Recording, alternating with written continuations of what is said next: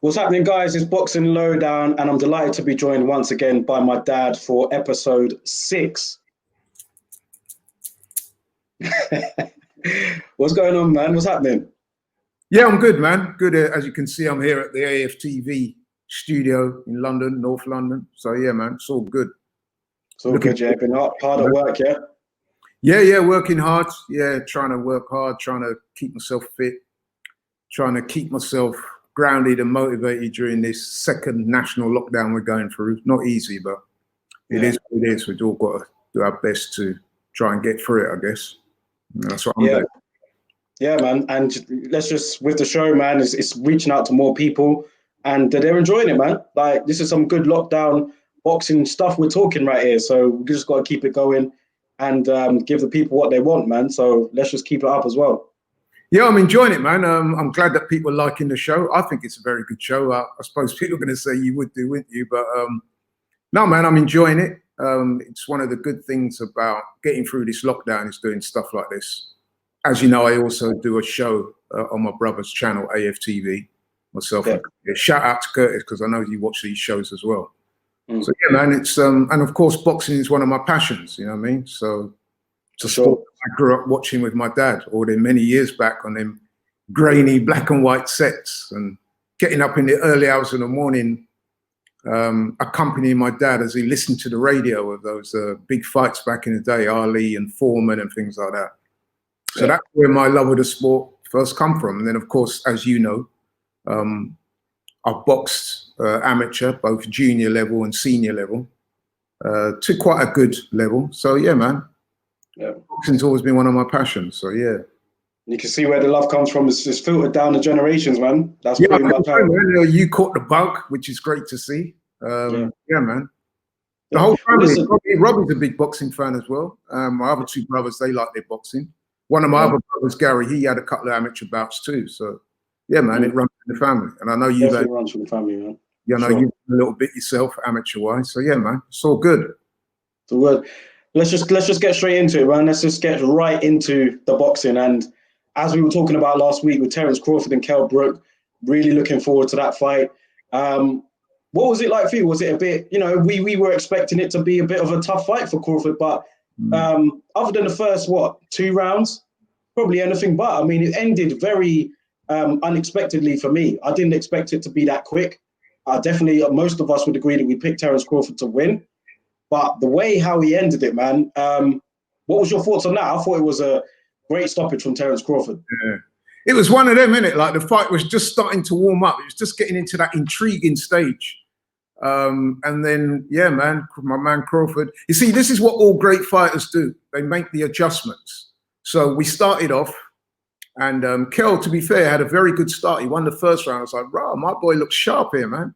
He was beating Crawford to the jab. He was timing it. And so although it's funny, because although Crawford had the longer reach, Kell had the better jab. And I think that was his timing and his judging of distance. And of course, Crawford had fought from the orthodox position from the first round. So, but then after a couple of rounds, if you notice, Crawford made the adjustment and he switched to southpaw. And when he did that, you could see that Kell had a little bit of, all of a sudden he had a little bit more trouble. Adjusting to the distance and the range and everything else. And when you get 2 sharpshooters in there like that, man, if you fall short with your jab or you make a mistake, your feet are not right or whatever, these guys at that level, they will capitalize. And that's what Crawford did. Yeah. You know what? A jab, wasn't it, over the top?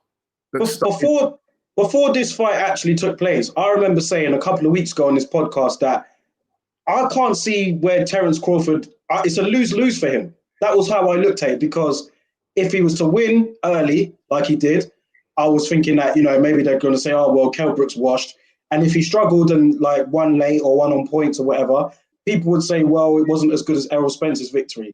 But to be fair to Crawford, he's come out of this looking even better because he still won. You know, it was a win-win for him in the end.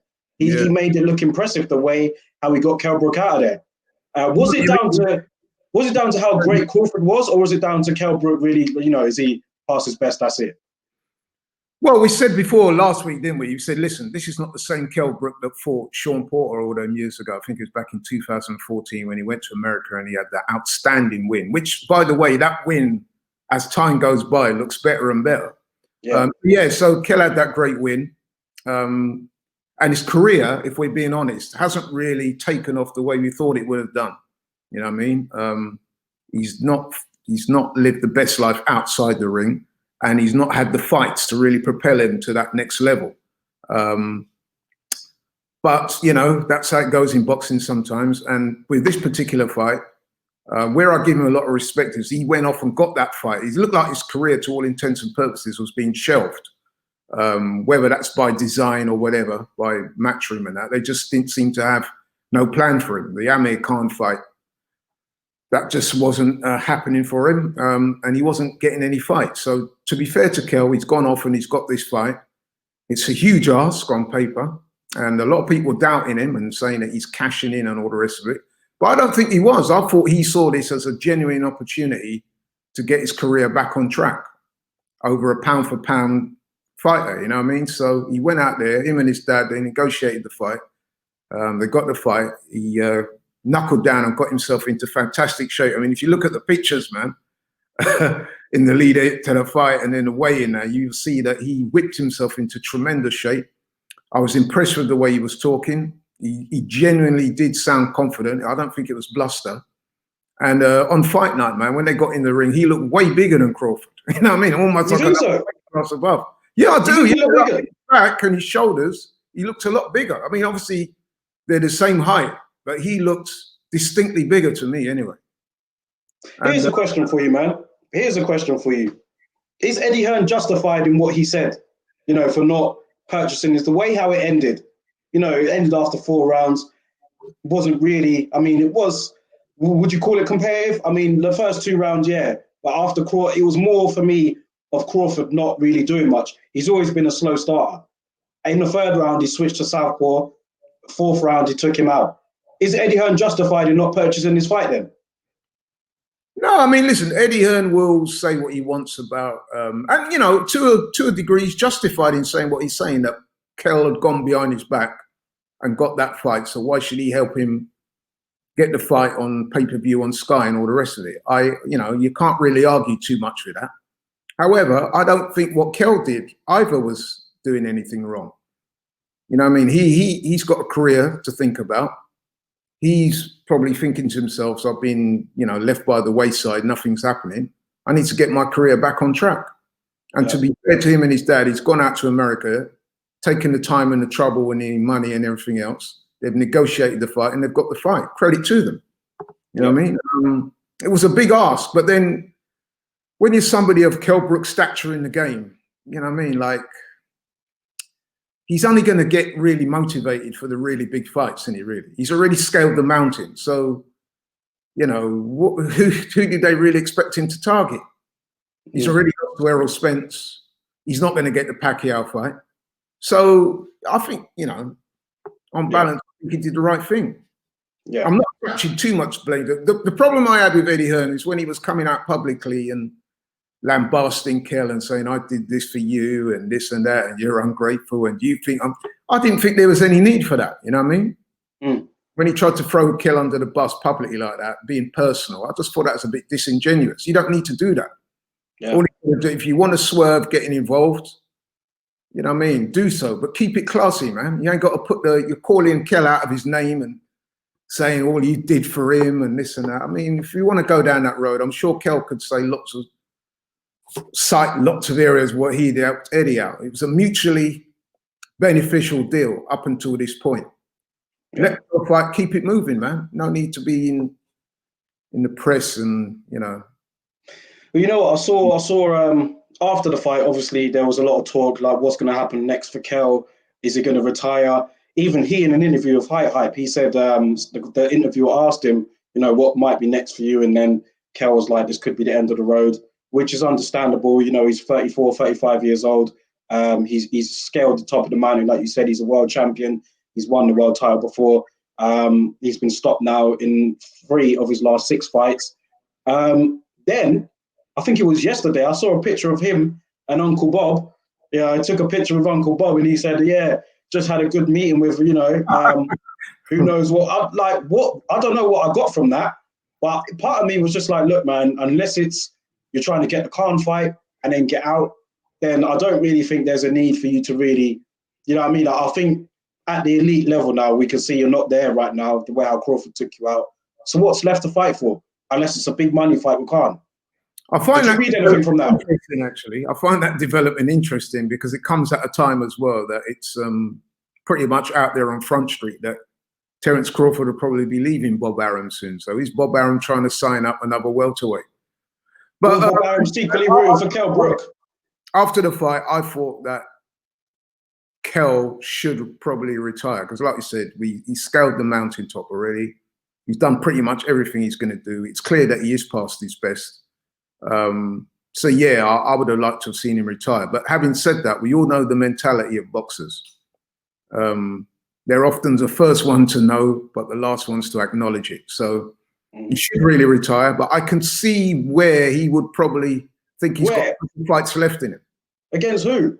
Well, he might either move up to junior middleweight. I mean, he struggled with welterweight for all this long. He might be telling himself in the back of his mind that, listen, if I can train hard, retain some muscle, not have to worry about weight, if I can maybe navigate my way self through the junior middleweight division, which, to be honest with you, I think that is a good idea.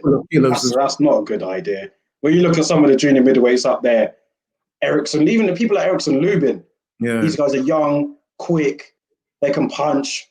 They're going to be naturally bigger than Kell. Like, could you imagine Kell against Jamel Charlo? Like, not for me. I wouldn't want to see that. I wouldn't want to see that. I wouldn't want to see him in with the likes of Jaime Munguia either. Because he's an absolute wrecking ball at that weight, you know what I mean? Yeah. He didn't even fancy the Liam Smith fight, really. There could be a fight with Liam Smith, a domestic. Yeah. That would be. But then would Kell want to come down to domestic level? Well, it's Liam Smith. I mean, he was a world champion. But there's nothing on the line, is there? There's nothing. I think unless it's the Khan fight, I think Kell should. It's not for me to say. You know, I can't really tell another fighter what to do with their career. But for me, unless it's the Khan fight in Dubai or somewhere like that, or the Middle East, then I think Kell should.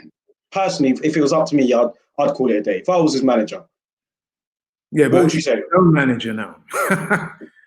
Listen, the thing you got to remember is two things. Number one, fighters never really want to retire like that. They very rare, unless they've been absolutely beaten out of them, that they should hang it up. They ain't going to want to hang it up. They're not going to want to go out on a loss either.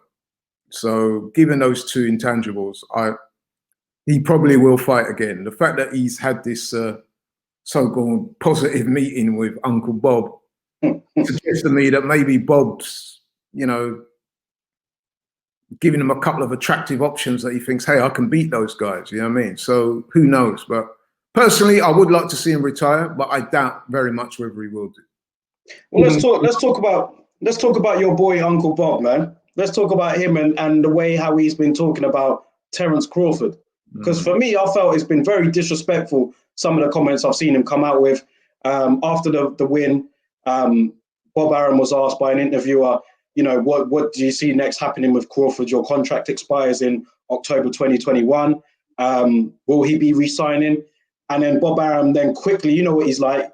He was like, yeah, the question is, will we re-sign him? He doesn't really market himself. He's a great talent, great fighter. But the amount of money that I've lost on him, I could have purchased 3 houses in Beverly Hills. That's the sort of thing he's been saying. Yeah. And then he said even more in an interview with The Athletic. I think he was saying that, Crawford doesn't market himself and whatever. And I thought they were pretty distasteful, disrespectful comments, man. I saw Dana White come out and criticize him, like he was swearing at Bob Arum, saying all this stuff about him. Eddie Hearn came out and said something and about Bob Arum, saying that it was disrespectful and that he'd try and sign Crawford. And for me, I think it is pretty disrespectful because when you look at a fighter, you've acknowledged what a fighter's got to go through in their career. They've got to step in the ring and fight. And here you have Bob Arum, the promoter, saying that Terence Crawford doesn't promote himself. Ain't that your job? Exactly. Listen, those remarks, one thing I want to correct you with, no way is Bob Arum my boy, man. No way at all. I've got no track with him whatsoever. Like Bob, man. Like I've said on previous shows, man, my empathy is always with the fighter, first and foremost. Yeah. Definitely not the promoters. As for Bob Arum, yes, you're right. Those remarks that he made after the fight, I found them incredulous. They're also very disrespectful and very disingenuous to Crawford, who is a great, great fighter.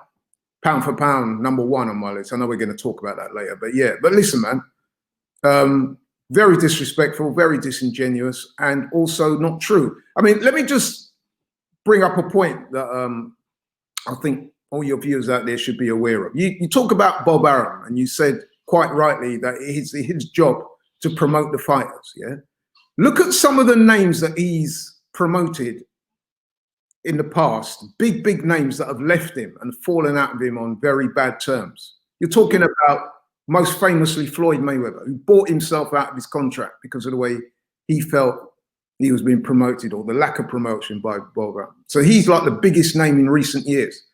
Very closely followed by, in terms of status and name, Oscar De La Hoya. Again, bad falling out. Yeah. And then we move on. You got guys like Mikey Garcia. You know what I mean? Another big name, falling out badly. So much so that Mikey Garcia didn't fight for a couple of years. That's how bad he wanted to get out of his contract. So when you look at Manny Pacquiao fell out with him, big time. You know what I mean? And went to PBC in the end. So you've only got to look at that and see, to me, where the problem lies. Bob is a famous promoter.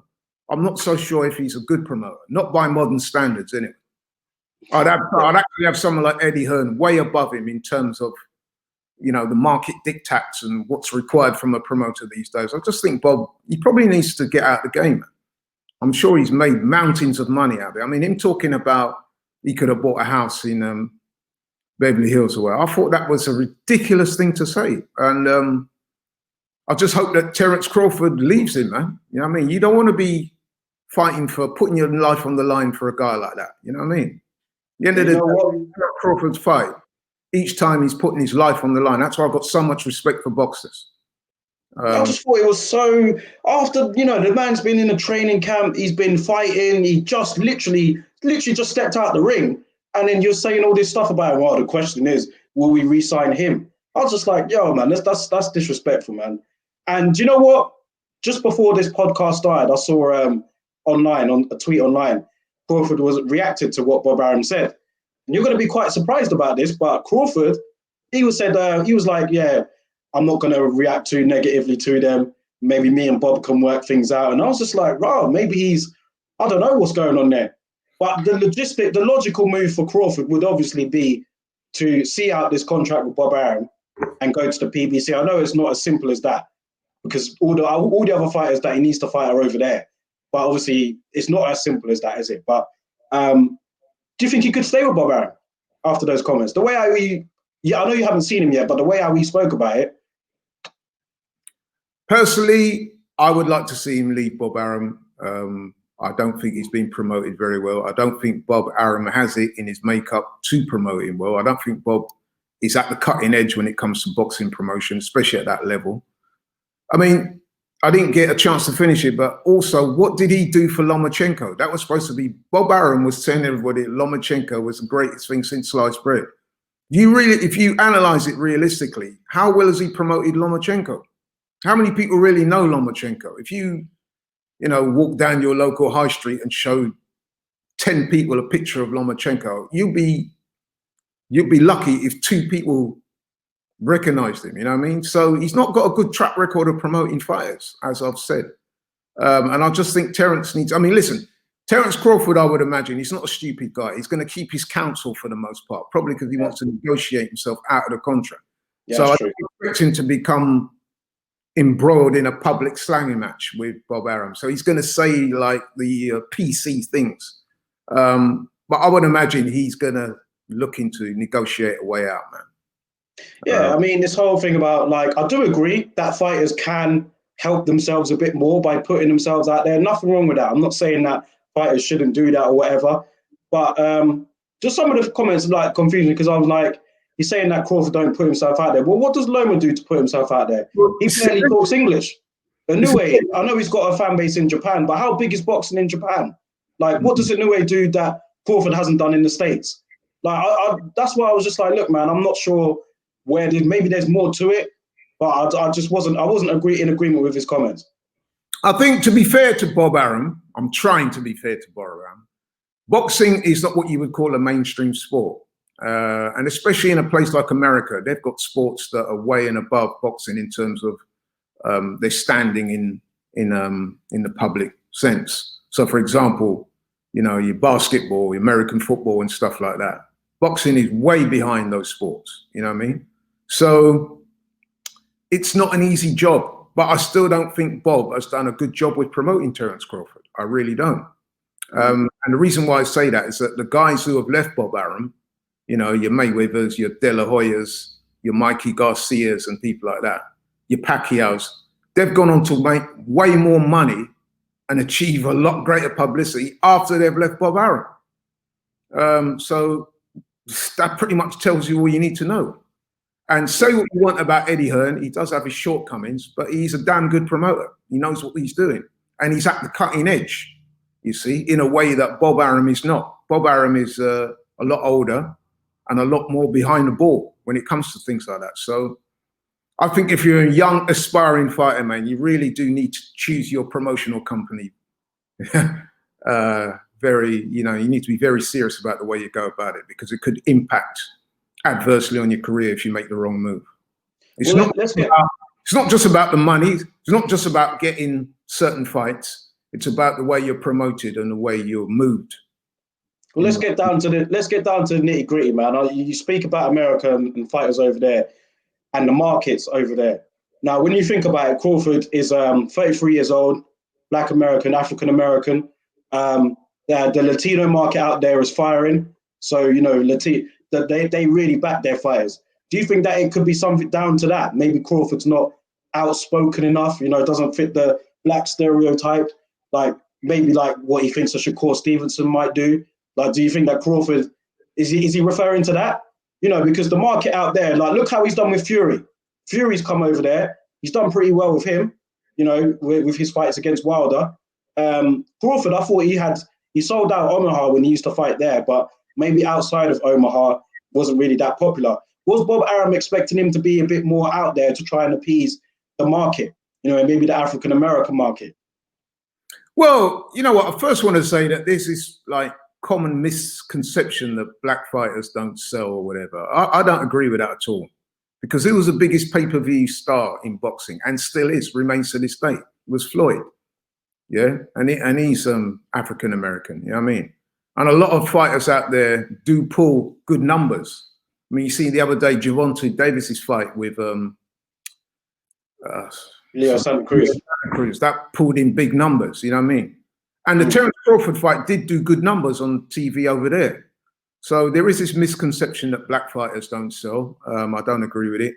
Black fighters do sell if they're marketed right. Now, the problem you may have with somebody like Terence Crawford, as opposed to, say, Tyson Fury. Tyson Fury is this gregarious, larger-than-life character who naturally promotes himself. That's his personality. You know, we all have different personalities in life, and that's Tyson Fury's personality. On the other hand, Terence Crawford is a lot more introverted, but he's no less interesting, if you see what I mean. There's a dichotomy there that the promoter, it's on him, the onus is on him to promote the fighter so that we know more about him, to put him out there. There are ways and means you can do that through social media, by, you know, there's various different ways that they can promote their fighters. You know what I mean? So yeah, it's what it is. I mean, look at someone like AJ. AJ is not a naturally gregarious person, is he? Nowhere near as much as Tyson Fury, but he's still known as much, if not more, than Tyson Fury. So again, is that because Eddie Hearn's done a damn good job with Anthony Joshua? I would say yes. You know, so you know, so yeah, and Bob Arum should have been around long enough now to know how this game works, but he appears not to have learned those lessons. So it'll be interesting to see how it develops, man. His contract runs out in October 2021.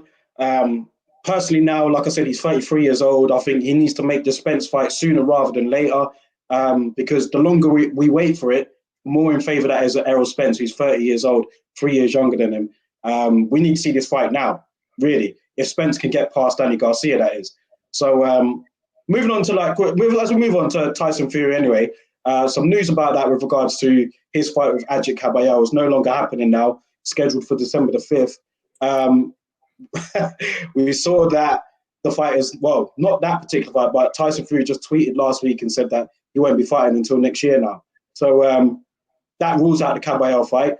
I'm hearing that it's either going to be against Wilder or against AJ.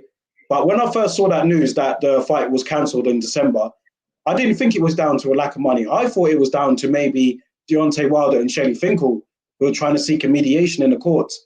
Maybe they've secretly won it.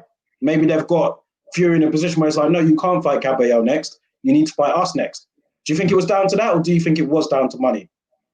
Well, first up, I'm going to say that absolutely nobody wanted to see that Kabayel fight outside of Tyson Fury and his closest advisors and friends and family. No one wanted to see that fight, man. Wait, you didn't want to see that? Nah, no chance, man. Listen, I can understand Tyson Fury wanting to get back out there. He's a professional fighter. He's in his prime. He wants to keep busy. I don't know. There were some rumors behind the scenes that Wilder and his team have blocked that fight because they're demanding to be next. I mean, listen, we've said a lot about Wilder in recent weeks, but if he's according to him, he's in shape. He's on track for that fight. If that is the case, then let that fight be next. Let's just get that out of the way. Yeah? Let's just get that. I'd still rather see that than... I'd much rather see Tyson Fury versus Wilder than I would Tyson Fury versus Fury-Kabayel. Does absolutely nothing for me, man. Nothing at all. And I suspect it's the same for you and millions of other people out there as well. Because no chance of beating Tyson Fury. None. Tyson European champion. Yeah, but there's levels to this game, man. You know what I mean? Yeah. I'm sorry, that guy's got no chance. And not only, it's not just the fact that he's got no chance. It doesn't appeal to anybody. No one's hardly ever heard of this guy. You know what I mean? I know he's got a win over Derek Chisora, over a very disinterested and undermoted Derek Chisora, but that's about it, man. You know what I mean? And what is he bringing to the table in terms of kudos and, you know what I mean, a public face that people know? Absolutely nothing. So unless he was to have fought himself into that mandatory position, which I don't think he has, then who wants to see that? Listen, so it weren't on top of my Christmas wish list, I'll tell you that. Wilder said a lot of things and done a lot of things that I'm very disapproval of.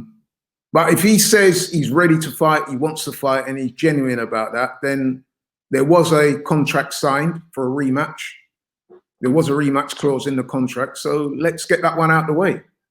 Yeah, but to be fair to Fury, he has tried to get that one out of the way. He has tried to get it. He's been calling him out over the last couple of months.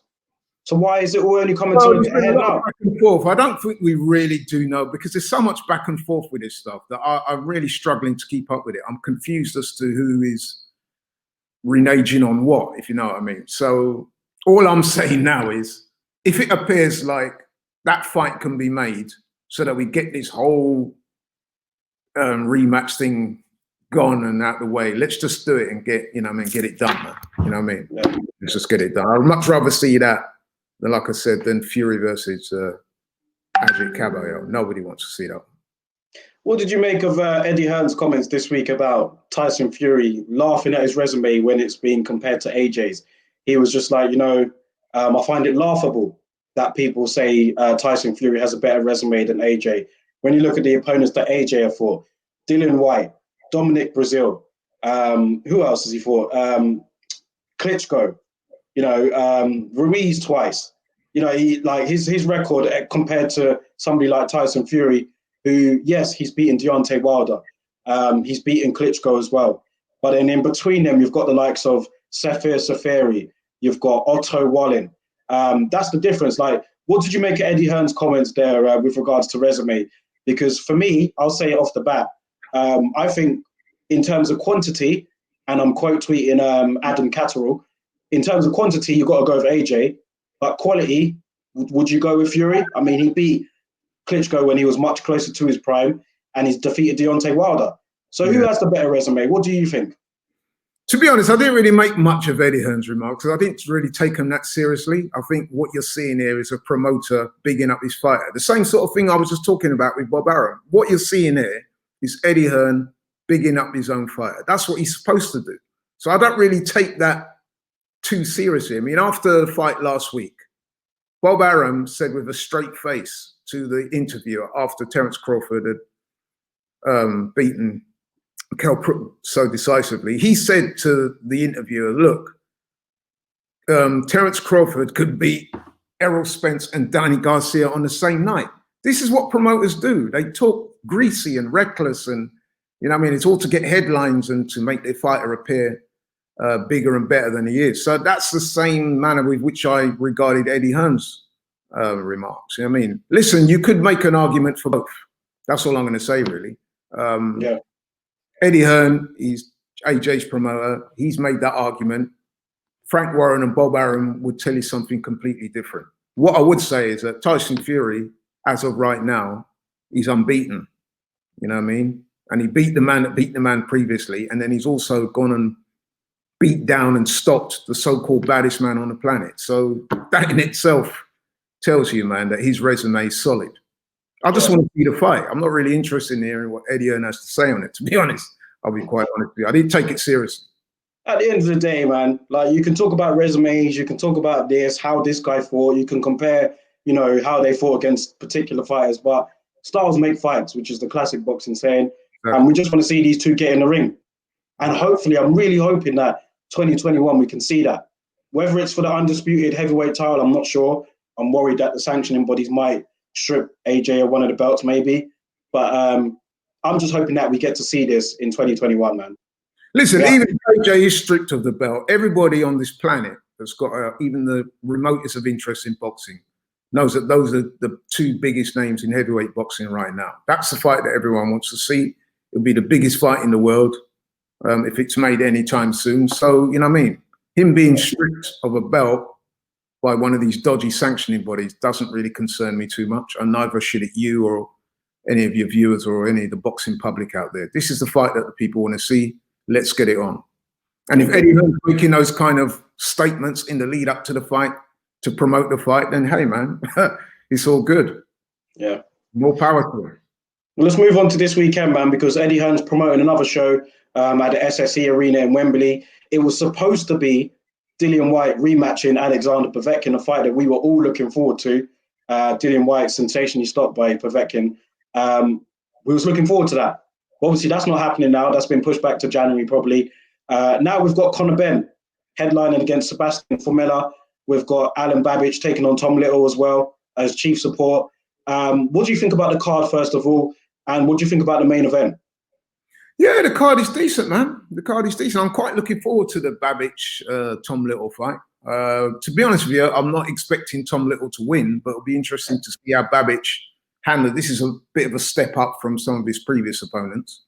And Tom Little on his day is tough and he'll give it a go.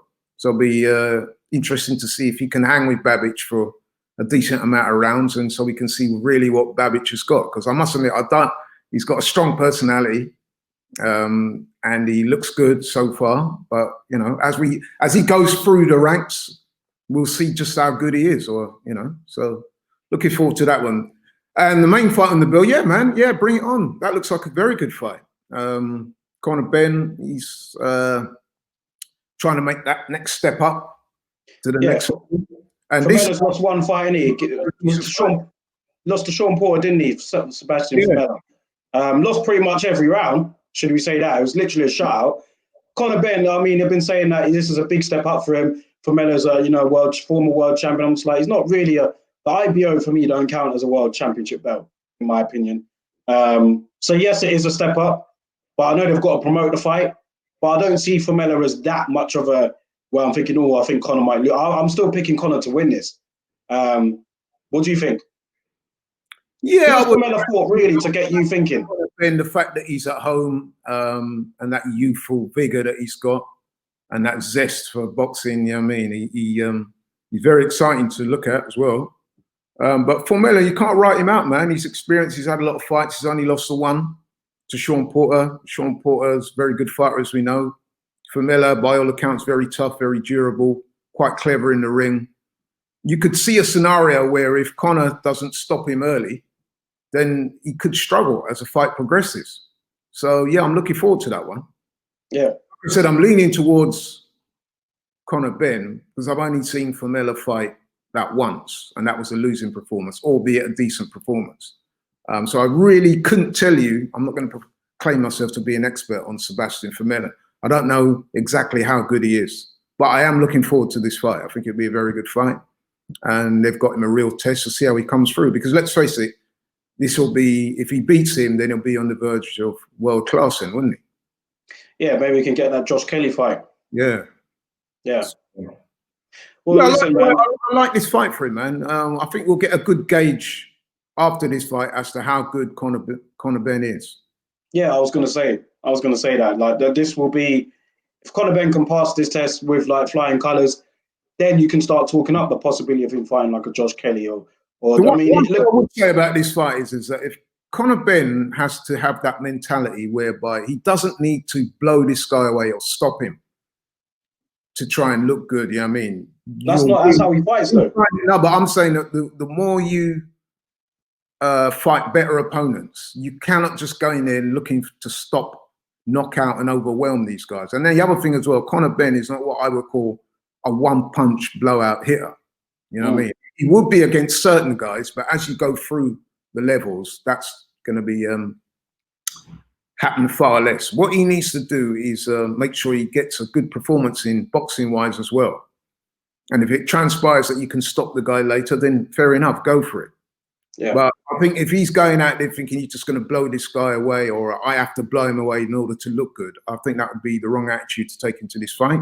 And it would be a very dangerous attitude to take into this fight. Because what if you let you go all guns blazing for the first 2, 3, 4 rounds and the guy's still there after rounds 5, 6, and 7? Then what happens? So I think he's got to approach it smart.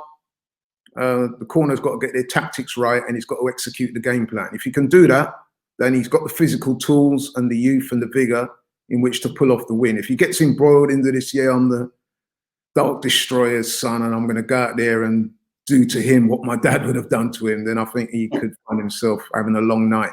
Because Sean Porter couldn't get rid of him. Exactly. And Sean Porter is not a one-punch hitter either. So, there you go. Yeah.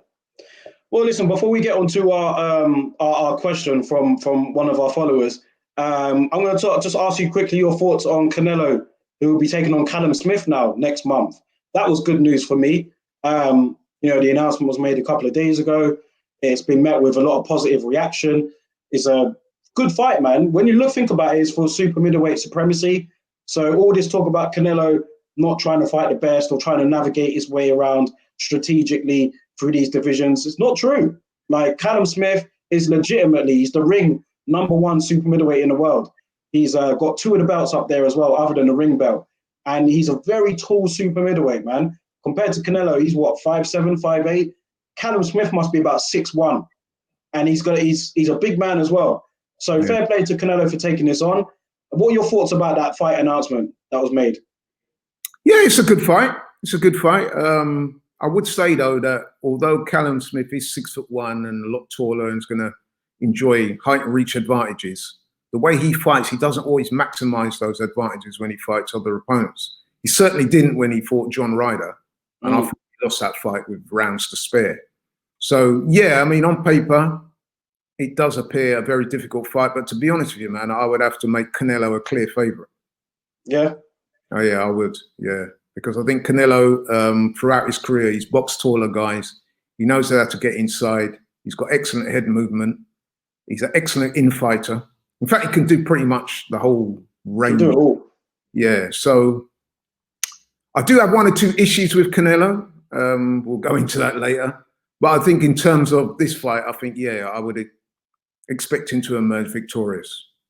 Well, I mean, with Callum Smith, I mean, what he's gonna when you think about it, he's gonna know what he's going up against more than most, because Canelo knocked out his brother Liam Smith a couple of years ago. This is it for him. I mean, with John Ryder, he was expected to win.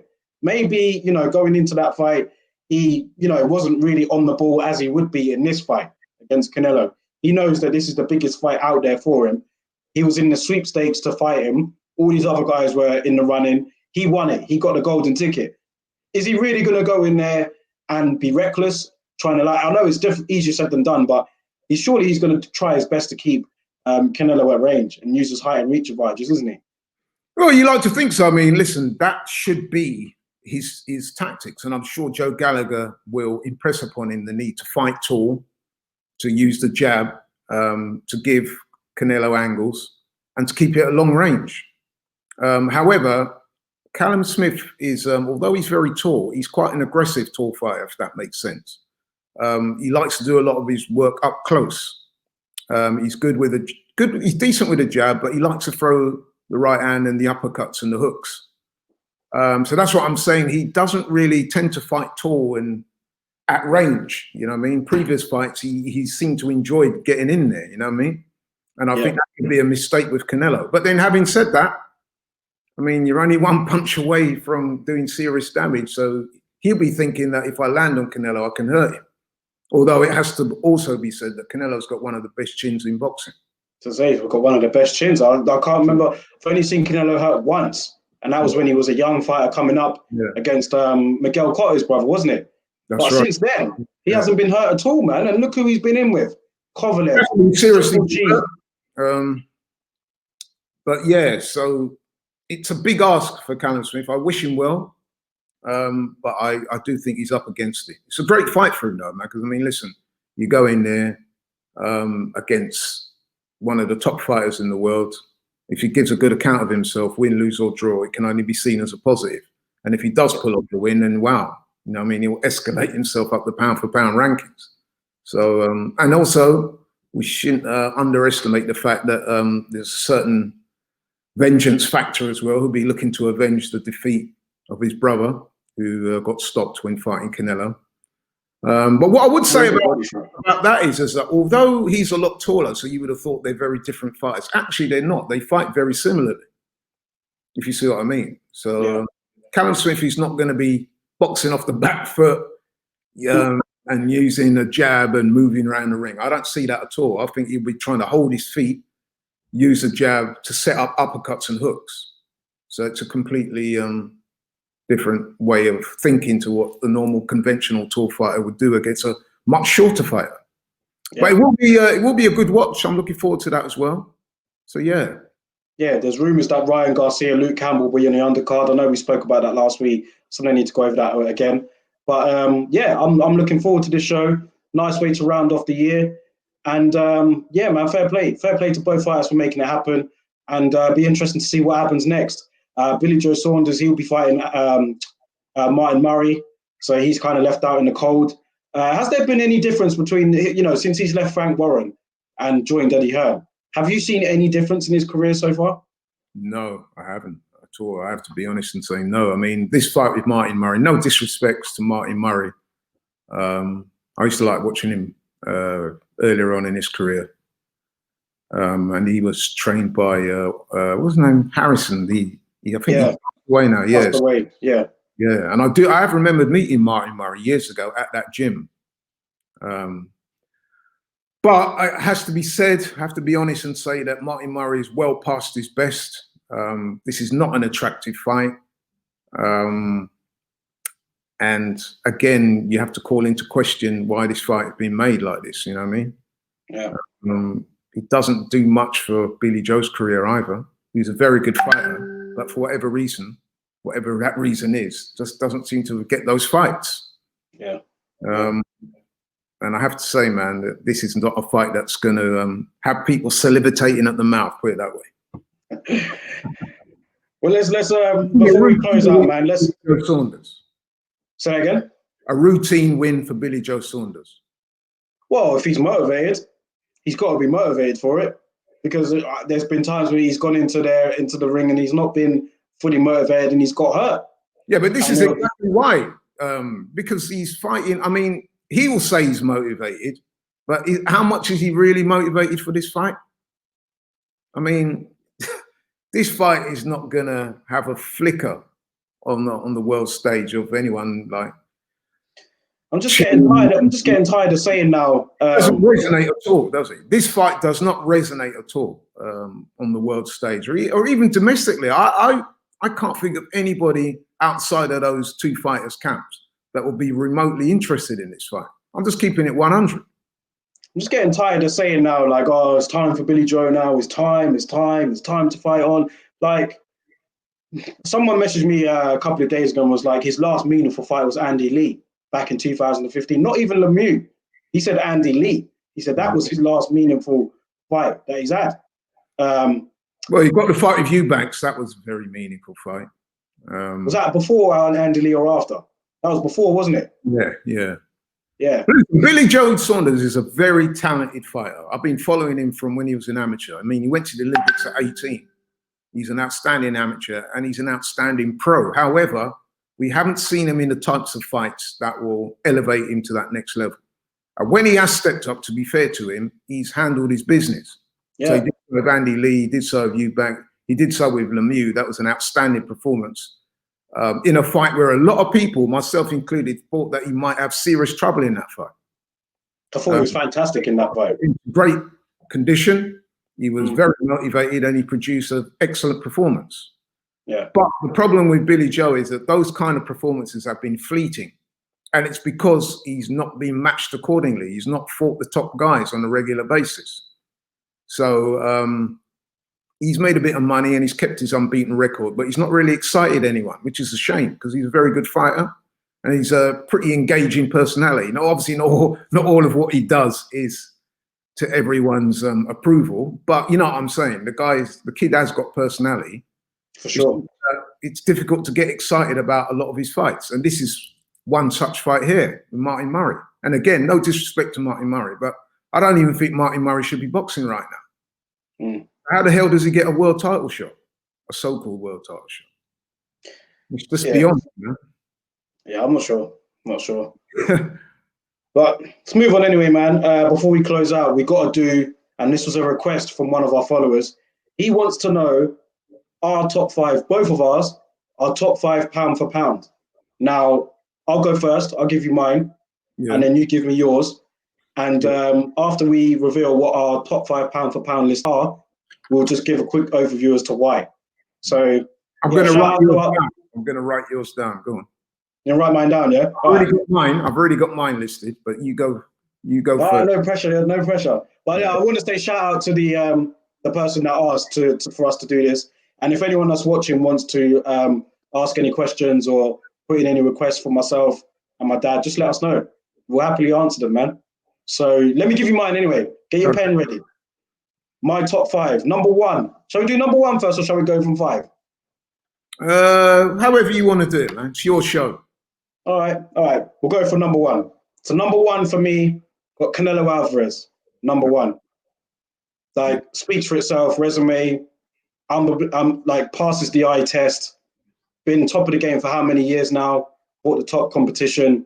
For me, he's number one. Right. Number two, got Bud Crawford. Right. I think that his performance over the weekend was sensational. He's another one that passes the eye test for me. Fantastic to watch, skills, switch hitter, undefeated. And he's reigned at the top for so long. Undisputed champion at light welterweight, moved up to welterweight, picked up a title. Number two for me, Crawford. Yeah. Number three, I got Usyk. Usyk was undisputed cruiserweight champion. You know, he's moved up to heavyweight now. Undisputed cruiserweight champion in about 16 fights. He's fought on away soil in the last 9-10 of his fights or something like that. So he's been the away fighter and he's dominated. I think the only tough fight that he had was against Bradis, really.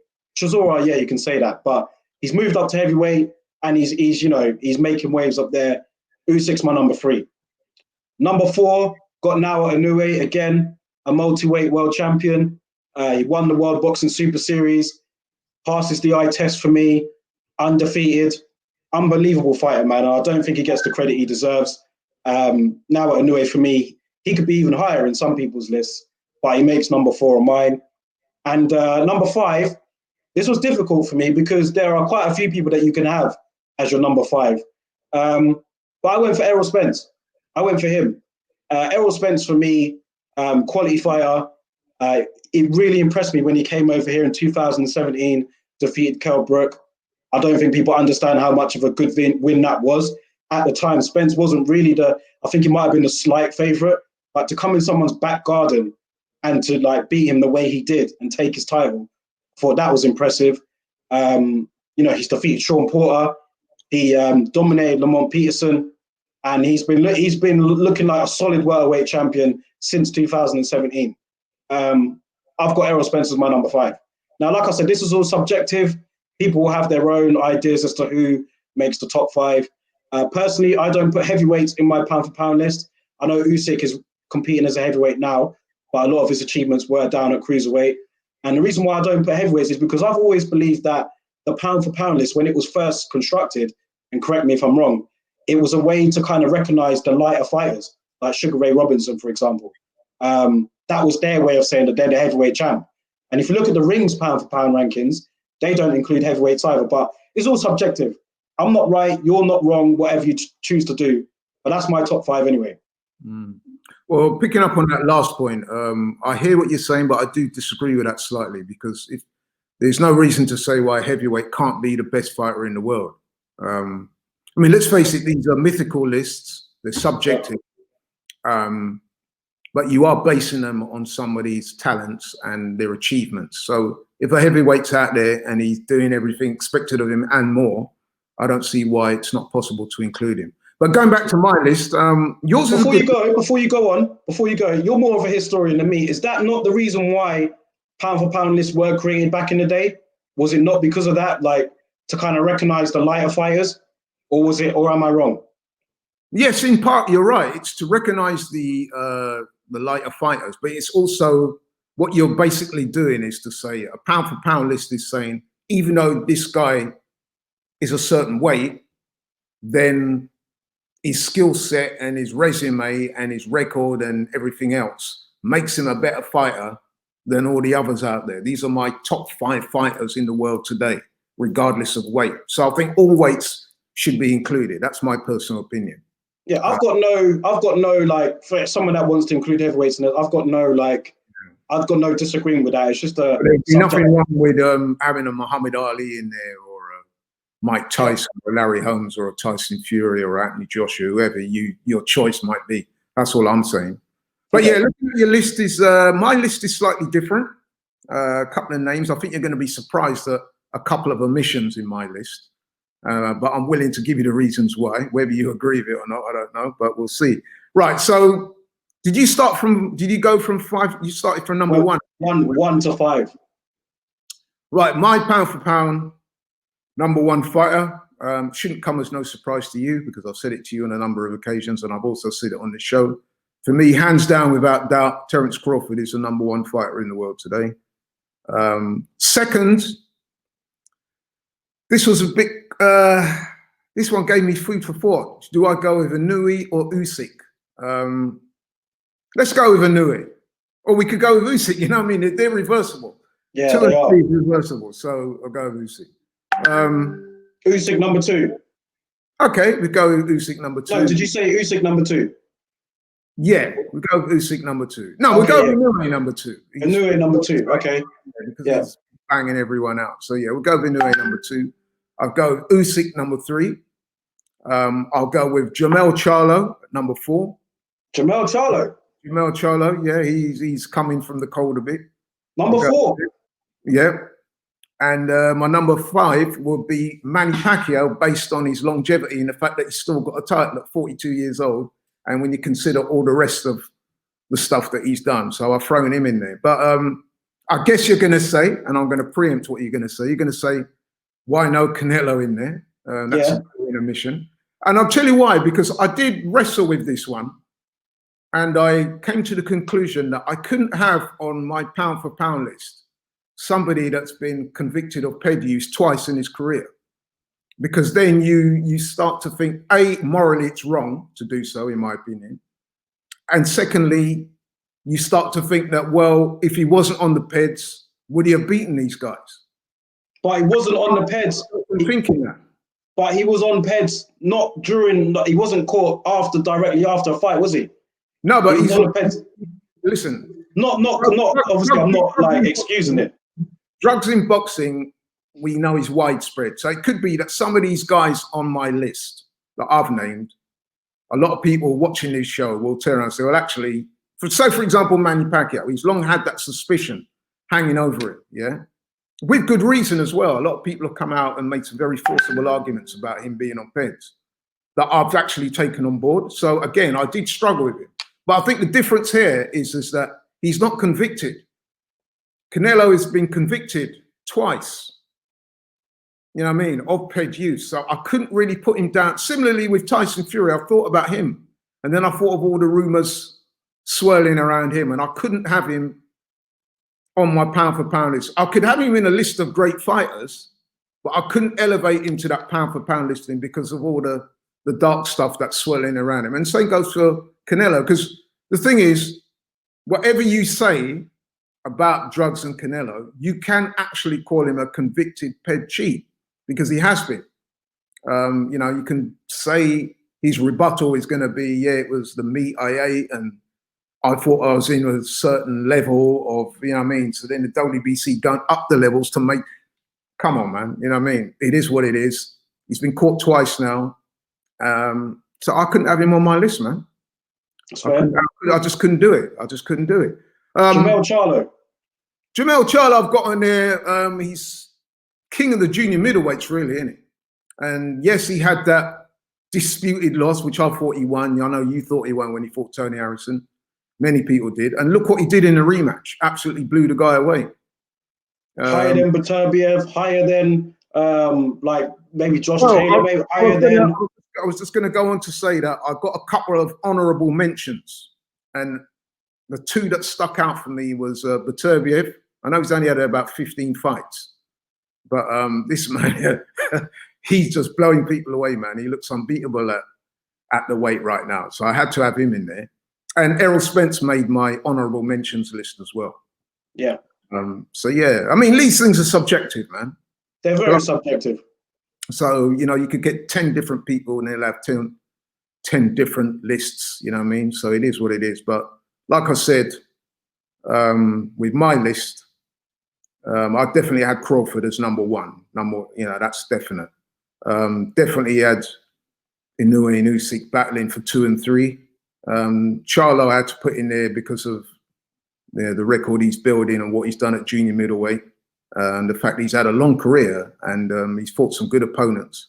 Yeah, he has. And he's beaten them decisively every time, really. So at the moment, anyway, I've got to put him in there. And like I said, Manny Pacquiao was an ode to his longevity and what he's done in the sport. The fact that he's still around, the fact that he's still got a title and still beating guys like Keith Thurman is, you know, something to behold, really. So, yeah. Yeah. Interesting, man. Appreciate that. Appreciate you sharing your thoughts on that pound for pound list. And that kind of wraps it up for today's show, man. We've hit the hour mark. Thank you once again for, you know, another entertaining show. And yeah, there's going to be loads of comments about our pound for pound list because everybody has a say on who's where in their pound for pound list. And like I said, it's all subjective. There's no wrong or right answer. You can judge it on how you want to judge it. You've just seen 2 examples of 2 completely different pound for pound lists and why. So for those watching, thank you for watching. Feel free to drop yours in the comments. I'll be very happy to see and curious to see what you guys put as your top 5 pound for pound. And like I said, if you've got any further questions for myself and my dad, just let us know, man. Drop a comment. Hit me up on the Instagram, the Boxing Lowdown. Hit me up on Twitter. I'm on there as well. And very curious to hear your views, man. Have you got anything to close out the show with, Dad? No, just to say that I've enjoyed it once again. It's becoming a weekly staple of my life. Yeah, always look forward to doing this show. Always like chatting about boxing. As I said, it's a passion of mine. And I would just say in closing that with the pound for pound list, again, like you said, it's subjective, it's mythical, not something to be taken too seriously. Have fun with it and let us know what you think in the comments section. And I'll be interested to see what names people come up with and why. Yeah, totally agree. Some people do take it seriously, man. And like, how are you putting him there, man? And like, you know, it's not that deep, man. It's just a bit of fun, that's all. Exactly. It's not that deep, something to have fun with. But at the same time, man, it does get you thinking. You start analysing the different fighters strengths and weaknesses and their resumes and the impact they've had on the sport. That's something else you throw in there as well, by the way, their impact, how exciting they are. You know what I mean? People want to watch them. That's I would argue that is something to take on board as well in producing your list. It's not just the amount of wins somebody's had on their career. It's who they fought, how those wins have transpired, you know what I mean? How they look in the ring, you know what I mean? So, yeah. Sure. All right, guys. Well, thank you all for tuning in, and we'll be sure to catch you this time next week. I'm out.